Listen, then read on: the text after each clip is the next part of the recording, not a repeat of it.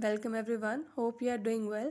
In this video, I will show how to fix invalid destination address on Galaxy Tab S10 Ultra. Before starting this video, please subscribe to this channel. Let's start our video without wasting any time.